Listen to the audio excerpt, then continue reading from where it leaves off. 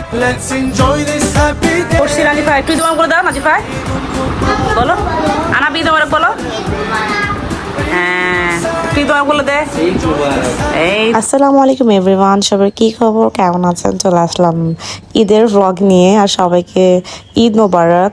আমার এতগুলো ভ্লগ জমে আছে, কিন্তু আমি আসলে ভ্লগগুলো আপলোড করতে পারছি না। আপনারা এখন এখানে আমার ভয়েস ওভার শুনলে বুঝতে পারবেন আমার ঈদের দিন বিকাল থেকে গলা এমন বসে গেছে, ঈদের পরের দিন আমার কোনো ভয়েসই বের হচ্ছিল না। এই হচ্ছে গিয়ে আমার অবস্থা। এই জন্য আমি কোনো আসলে ভ্লগও আপলোড করতে পারিনি। আমার চাঁদের ভ্লগও এখনো রয়েছে। যাই হোক, এটা ঈদের সকালবেলা আমার পুচি বেবি হচ্ছে আসলে সকাল 8টায় ঘুম থেকে উঠে গিয়েছিল। আমি যখন শাওয়ার করে বের হই দেখি সে উঠে বসে আছে। তো আমি আর ও মানে সকালবেলার ড্রেস আমার শাশুড়ি হচ্ছে দুজনকে আমাদের সেম সেম ড্রেস বানিয়ে দিয়েছিলেন। তো আমরা ঘুম থেকে উঠে আমি শাওয়ারটাও নিয়েছি, দেন হচ্ছে আমরা দুজনই আসলে সেম সেম ড্রেস পরেছি। আর সে তো মহাখুশি মাম্মির সাথে সেম সেম ড্রেস পরে। দেন ভাবলাম যে এখন তো সময় তাড়াতাড়ি সব বিছানা গুছিয়ে ফেলি, বিকজ আস্তে আস্তে তো দেন সব মেহমান চলে আসবে। সো এই যে আমার নতুন চাদর, মানে নতুন চাদর বিছালেই না ফিল আসে, মনে হয় যে নতুন কাঠ, নতুন রুম। এত ভালো লাগে আমার এরকম চাদর পর্দা নতুন বিছাতে লাগাতে। আর এই যে আমার মেয়ে হচ্ছে সে এখান থেকে ওখানে দৌড়াচ্ছে, ওখান থেকে এখানে দৌড়াচ্ছে, বিকজ এবারে সে ঈদ নিয়ে খুবই এক্সাইটেড। মাশাআল্লাহ, দিলে যত বড় হচ্ছে সে আস্তে আস্তে সব কিছু বুঝতে পারছে, ফিল করতে পারছে। আর আমি এখানে ব্রেকফাস্ট করছিলাম সবার লেটে। আসলে অ্যাকচুয়ালি হয় কি, প্রতিবার ঈদে যখন ছোট ছিলাম আমার আম্মুর বাসা বেসিক্যালি ব্রেকফাস্ট সবসময় হচ্ছে ঈদের দিন সকালে খিচুড়ি আর মাংস থাকবে।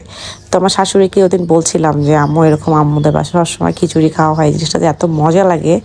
দেন আমি সকালে পুরো সারপ্রাইজ, আমি জানতামও না। দেখে আমার শাশুড়ি আমার জন্য স্পেশালি হচ্ছে সে খিচুড়ি রান্না করেছে। মানে আমি তো পুরো খুশি হয়ে গিয়েছি যে খিচুড়ি সকালবেলা ঈদে খিচুড়ি খাওয়ার মজাই আলাদা। তো আমি হচ্ছে খিচুড়ি দিয়ে মাংস দিয়ে ব্রেকফাস্ট করে নিলাম। দেন আমার মেয়েকেও শাওয়ার টাওয়ার করিয়ে দেন এই যে ওকে হচ্ছে ওর ঈদের ড্রেস পরিয়ে দিব। ও এবারে টোটালি ওর মানে বলাই ছিল সে ঈদের দিন পিঙ্ক কালার ড্রেস পরবে। সেই জন্য pink colour dress, bag, shoes, ক্লিভ, everything matching matching কিনেছে। তারপর আমার তো ঈদের মেন ড্রেস আমি আগেই বলেছি যে আমার ঈদের মেন ড্রেস আসলে আসেনি, ঈদের পর আসবে।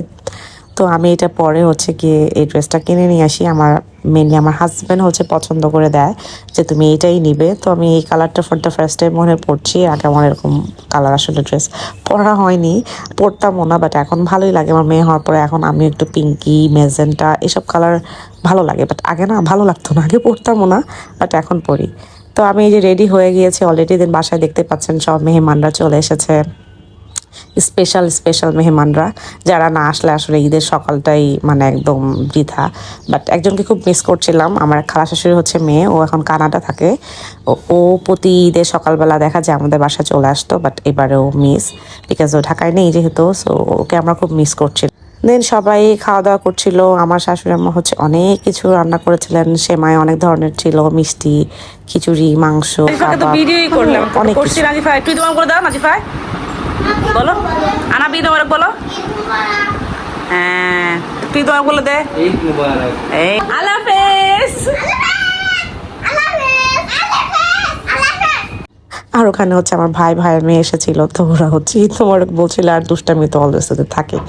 দেন আমাদের ঈদের হচ্ছে ঘোরাঘুরি হচ্ছে, আমার সব খালাশাশুড়ির বাসা যেহেতু আমার বাসার আশেপাশে কাছাকাছি, তো ঈদের দিন আমাদের কাজই হচ্ছে সবার বাসায় ঘুরতে যাওয়া। তো আমরা সবার বাসায় গিয়েছিলাম। প্রথমে গিয়েছিলাম আনাবিয়ার ফেভারিট কোজদাদির বাসায়, যেহেতু আমার এই খালার বাসা আমার একদমই কাছে, আর ওনাদের বাসা অলওয়েজই আগে যাওয়া হয়। তো আর এবারে সবচেয়ে মজা হয়েছে যে সবাই মিলে একসাথে হচ্ছে ঘুরেছি। সো এবার ঈদটা একটু ডিফারেন্ট ছিল। দেন গিয়ে আমরা ওখানে লাঞ্চ করেছি।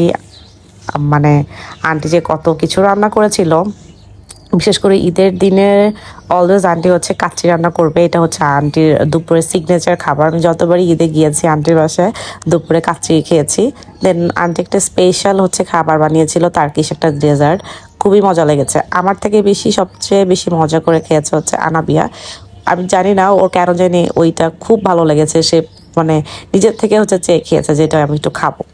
তারপর এখান থেকে লাঞ্চ টাঞ্চ করে দেন আমরা হচ্ছে গল্প টল্প করে দেন আমার আর এক খালা শাশুড়ি বাসায় গেলাম।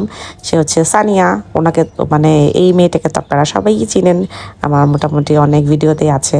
তো বললাম না সবাই মিলে এবার একসাথে মিলে হচ্ছে গিয়েছি। তো ওখানে গেলাম, ওখানে অনেক গল্প টল্প ছবি টবি তুললাম। আর এই যে আমার আনাবি আমার পাশেই, মানে আমার সাথে আনাবিয়ার প্রায় এবারে হচ্ছে ড্রেস কাইন্ড অফ ম্যাচিং হয়ে গিয়েছিল। দেন সেখানে আমরা কিছু খাইনি, যেহেতু পেট পুরা ভরপুর ছিল। সবাই মিলে আমরা আইসক্রিম খেয়েছি। সো আমার গলা তখন হালকা বসা ছিল বাহিরে ঠান্ডা ওয়েদারে। দেন যখন আমি আইসক্রিমটা খেলাম, আস্তে আস্তে আমার গলাটা আরও বসে যেতে লাগলো।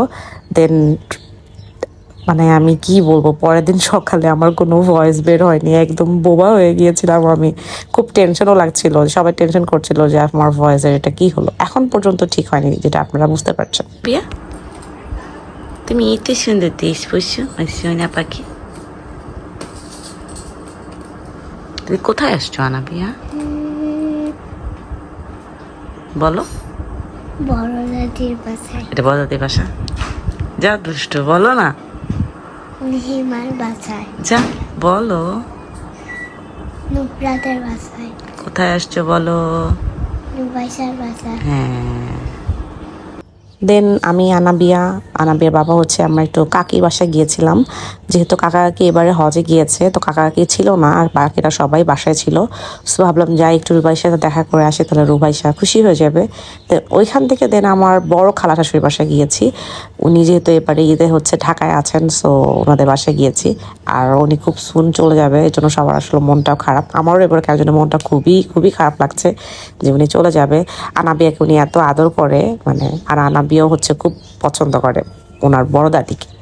তো আমরা এই যে এখানে সবাই হচ্ছে গিয়ে ডিনার করেছি। এখানে এসে আমার বড় খালা শাশুড়ি হচ্ছে এত কিছু রান্না করেছে, আর প্রত্যেকটা খাবার মানে এত মজা হয়েছে যা বলার বাহিরে। সবাই মানে পেট ভরে ভরে খেয়েছে, বিকজ খাবার টেস্টটাই একদম ডিফারেন্ট ছিল, খুবই মজা হয়েছিল। আমার আনাবিও খুব শখ করে খেয়েছে। ওইখান থেকে আমার একদম লাস্ট ডেস্টিনেশন ছিল আমার আম্মুর বাসা। আর আমার আম্মুর বাসায় গিয়ে কেন জানি আমি এবারে মানে এত টায়ার্ড হয়ে গিয়েছি যে আমি আর কোনোই ভিডিও নিইনি। লিটারেলি আমার মনেই নাই যে আমার ভিডিও নিতে হবে। আর এখানে আমার হাজব্যান্ড আর আমার আব্বুর পাঞ্জাবির কালার প্রায় সেম সেম হয়ে গিয়েছিল, সেটাই বলছিলাম। আর এই যে আমার টুনি পাখিটা দেখতে পাচ্ছেন, সেও আমার সাথে ম্যাচিং করে পাঞ্জাবি পরেছে। সো আলহামদুলিল্লাহ এবার ঈদটা খুবই ভালো গিয়েছে, খুবই খুবই সুন্দর দিন কাটিয়েছি।